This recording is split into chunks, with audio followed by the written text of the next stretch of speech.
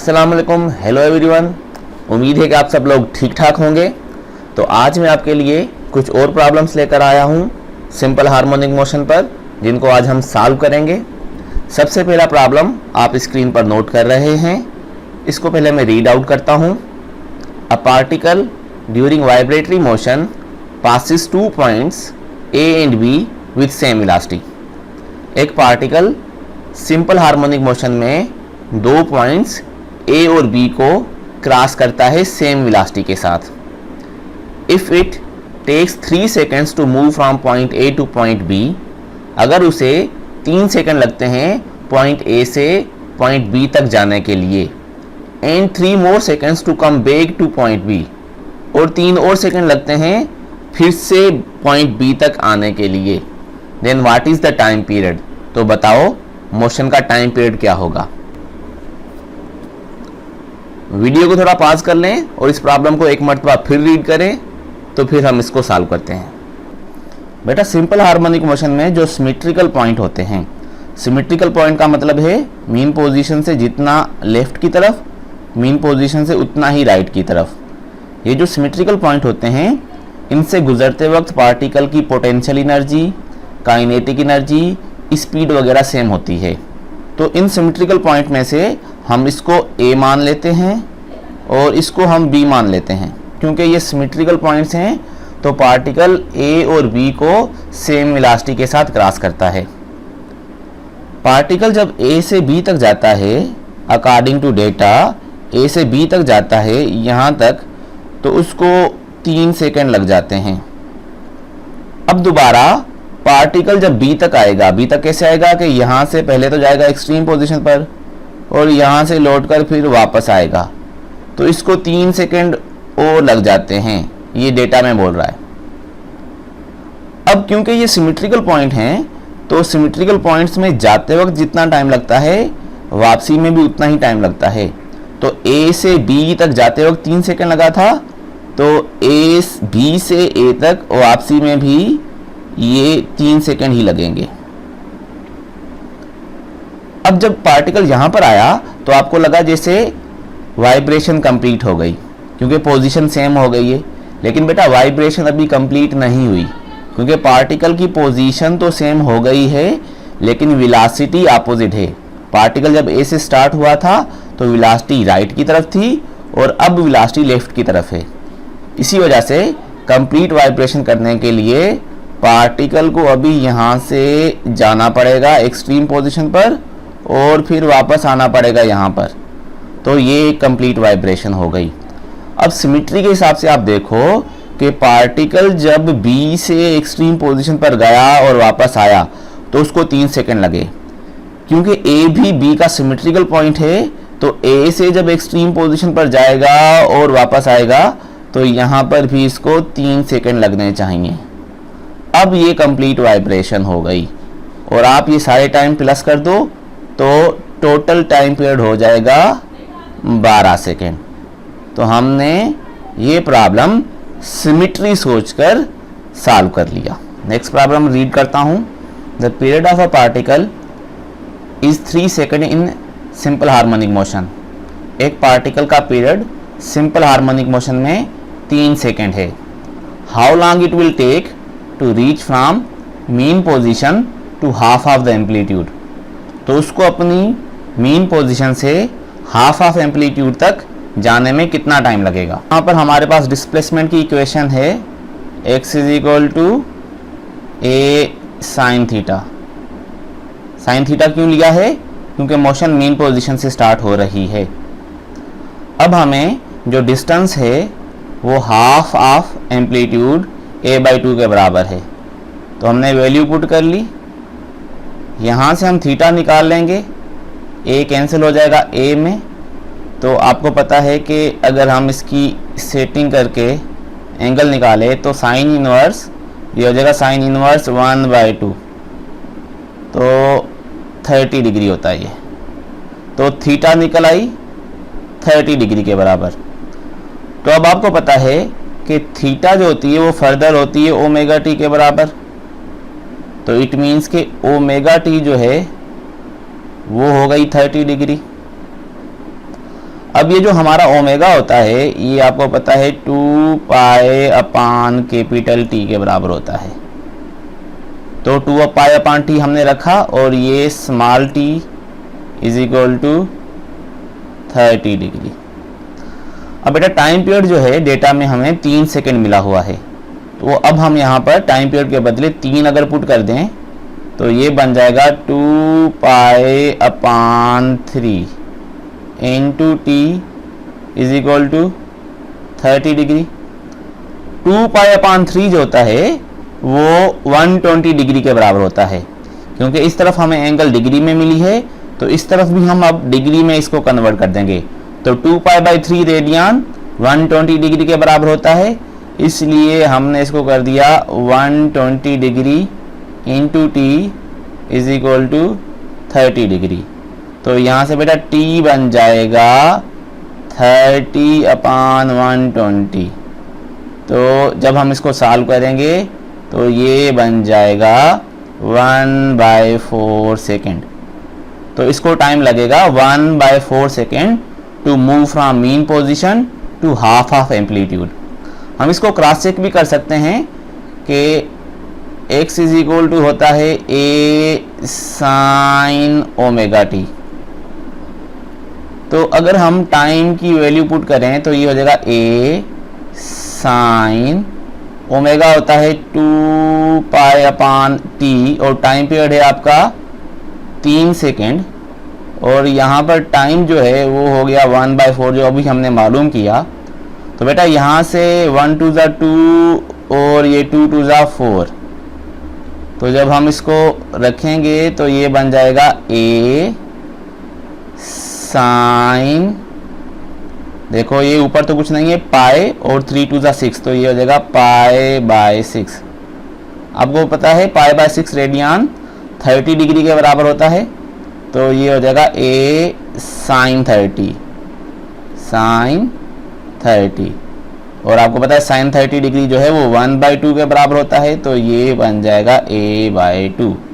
तो आपने cross check भी कर लिया कि आपने जो टाइम निकाला है t 1/4 सेकेंड वो सही है।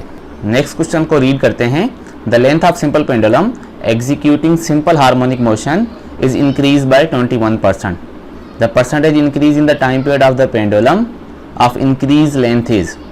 अगर हम सिंपल पेंडुलम की लेंथ में 21% इजाफा करें तो बताओ उसके टाइम पीरियड में किस परसेंटेज से इजाफा होगा। हमने लेंथ को चेंज कर दिया है और अब लेंथ हो गई है L dash L plus 0.21L, ये 21% आपने इंक्रीज़ किया है। तो इसी तरीके से फिर जो टाइम पीरियड है जो शुरू में था 2 pi under root L upon g, वो भी अब चेंज हो जाएगा और T dash is equal to 2 pi, length को आपने चेंज कर दिया तो लेंथ हो जाएगी L प्लस 0.21L और नीचे वही सेम जी। अब ये जो न्यू टाइम पीरियड है T डैश, ये बन गया आपका 2 पाई, इसको जब हम जोड़ करेंगे तो ये हो जाएगा 1.21L अपान जी। क्योंकि 1.21 का जो अंडर रूट है वो आसानी से नहीं निकलता, तो हम साइंटिफिक नोटेशन का मेक यूज़ करेंगे और ये हो जाएगा T dash is equal to 2 pi under root 121 into 10⁻⁻², ये L अपान जी से। तो अब फर्दर जो है जब हम इसको सॉल्व करेंगे तो ये हो जाएगा T dash is equal to, बेटा ये जो 121 है इसका अंडर रूट होता है 11 और अंडर रूट में 10 के ऊपर जितने भी पावर होते हैं उसमें से आधे बाहर आ जाते हैं, तो 10⁻⁻² है तो बचेगा 10⁻⁻⁻1। तो बाकी तो सेम फार्मूला ही है, तो 2 पाई भी वही और अंडर रूट के अंदर L अपान जी भी वही। अब जब हम इसको सॉल्व करेंगे तो 10⁻⁻1 0.1 होता है, तो T डैश हो जाएगा 1.1 और ये सेम फार्मूला है, तो ये हो गया शुरू वाला टी। यहाँ अगर हम 100 के साथ ज़रब करके देखेंगे तो T dash is equal to 110% of T, यानी चेंज इन टी कितना हो गया बेटा, 100% पहले था 110% हो गया, तो change in T is 10%। Next problem है find the velocity when kinetic energy is equal to potential energy of the body undergoing simple harmonic motion, amplitude is x naught and angular frequency is omega. अगर kinetic energy potential energy के बराबर है तो बताओ velocity कितनी है। Amplitude x not के बराबर और एंगुलर फ्रीक्वेंसी ओमेगा के बराबर है। ये आपके पास ऑप्शन भी हैं। अब देखते हैं इसको कैसे सॉल्व करते हैं। सबसे पहली कंडीशन है कि काइनेटिक एनर्जी और पोटेंशियल एनर्जी बराबर है। तो आपको पता है काइनेटिक एनर्जी होती है 1/2 के x naught square minus x square, और जो पोटेंशियल एनर्जी होती है वो होती है 1/2 के x स्क्वायर। अगर हम इसको सॉल्व करें तो ये बन जाएगा 1/2 के डिस्ट्रीब्यूट कर दें कि x नॉट स्क्वायर माइनस 1/2 के x स्क्वायर, और ये हो जाएगा 1/2 के x स्क्वायर। अगर ये माइनस 1/2 के x स्क्वायर उधर चला जाए तो ये हो जाएगा 1/2 के x नॉट स्क्वायर इस तरफ, और उस तरफ ये जाकर हो जाएगा 1/2 और 1/2 बना हाफ और हाफ पूरा के x स्क्वायर। अब k जो है वो दोनों तरफ से सेम है तो कट जाएगा, तो यहाँ पर आप देखें कि x स्क्वायर बराबर हो जाएगा x नॉट स्क्वायर अपान 2। अगर हम ये स्क्वायर ख़त्म कर दें तो ये वाली साइड अंडर रूट में आ जाएगी, तो हो जाएगा under root x naught square upon 2। अब x नॉट स्क्वायर के ऊपर तो यहाँ पर स्क्वायर है तो इसका अंडर रूट हो जाएगा ख़त्म, तो ये हो जाएगा x naught upon under root 2। अब हम डिस्प्लेसमेंट की ये वैल्यू डिस्प्लेसमेंट वाले फार्मूले में पुट कर देते हैं। तो डिस्प्लेसमेंट का फार्मूला क्या होता है, x नॉट साइन थीटा। हम मोशन को मीन पोजीशन से सपोज कर रहे हैं तो आगे भी ऐसा ही करना है। तो डिस्प्लेसमेंट के बदले हमें ये जो वैल्यू मिली हुई है, कितना मिला हुआ है displacement, x naught upon under root 2, बाकी same x naught sine theta. ये बेटा इसमें मर जाएगा तो ये निकलेगा sine theta is equal to 1 upon under root 2। तो बेटा यहाँ से थीटा अगर हम इन्वर्स करके निकालेंगे तो हमें पता है 1 अपान अंडर रूट 2 का इन्वर्स 45 डिग्री हो जाएगी। तो एंगल निकल आई। जब आपको एंगल मिल गई तो अब वेलोसिटी मालूम करनी है। तो वेलोसिटी का formula x naught omega cos theta. देखो मीन पोजीशन के हिसाब से अगर आपने डिस्प्लेसमेंट सोचा है तो वेलोसिटी को भी मीन पोजीशन के हिसाब से ही सोचना है। तो यहाँ पर वेलोसिटी हो जाएगी बेटा x नॉट ओमेगा और कास 45 डिग्री। एंगल आपने निकाल लिए 45 डिग्री, तो कास 45 डिग्री भी क्या हो जाएगा 1 अपान अंडर रूट 2। तो वेलोसिटी क्या निकलेगी, x naught omega upon under root 2। Next question को रीड करते हैं। The maximum velocity and maximum acceleration of the particle executing simple harmonic motion is 3 metre per second and 4.5 metre per second square. इसमें हमें जो particle SHM कर रहा है उसकी maximum velocity 3 metre per second और उसकी maximum acceleration 4.5 metre per second square दी है। How many vibration this particle completes in 1 second. तो बताओ ये पार्टिकल 1 सेकेंड में कितनी वाइब्रेशन करेगा, यानी इसकी लीनियर फ्रीक्वेंसी पूछी गई है। तो बेटा वेलोसिटी और एक्सीलरेशन की इक्वेशंस हमें आती हैं। वेलोसिटी जो होती है वो होती है x naught omega cos theta, और वेलोसिटी की जो मैक्सिमम वैल्यू होती है वो ये होती है जब हम cos थीटा की वैल्यू 1 करेंगे। इसी तरीके से जो एक्सीलरेशन होती है वो होती है -x0 omega square sine theta, और मैक्सिमम एक्सीलरेशन की वैल्यू x0 ओमेगा स्क्वायर होती है जब हम साइन थीटा की वैल्यू 1 कर दें। तो यहाँ पर क्योंकि हमें मैक्सिमम एक्सीलरेशन और मैक्सिमम वेलोसिटी दे रहा है, तो हम इनकी मैक्सिमम वैल्यू अगर लें तो मैक्सिमम एक्सीलरेशन हो जाएगी x0 ओमेगा स्क्वायर, और इसको अगर हम डिवाइड कर दें मैक्सिमम वेलोसिटी के साथ जो हो जाएगी x0 ओमेगा, तो इन दोनों की वैल्यूज़ हमें मिली हुई हैं। तो मैक्सिमम एक्सीलरेशन है 4.5 और मैक्सिमम वेलोसिटी है 3। तो बेटा इसमें आप देखोगे कि x0 कट जाएगा, एक ओमेगा भी कट जाएगी, तो बाकी जो ओमेगा बचेगा ओमेगा ये 4.5/3, 4.5 को हम 9/2 भी बोल सकते हैं।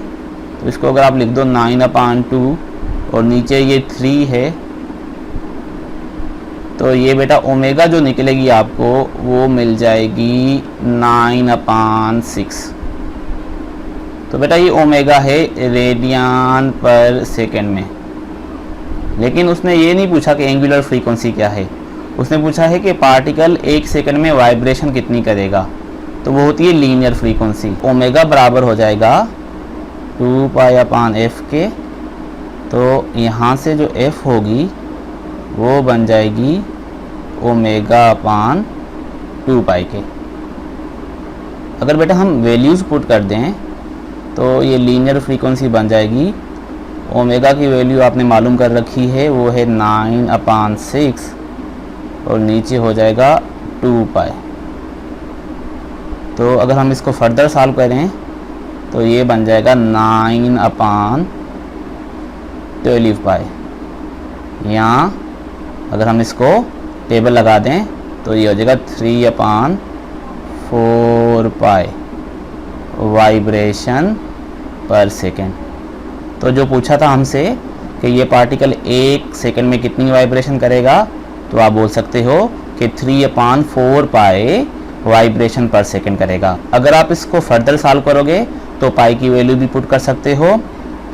तो बेटा इसी तरीके से हम डेली थोड़े थोड़े क्वेश्चन रेंडमली डिफरेंट टेस्ट में से सॉल्व करेंगे।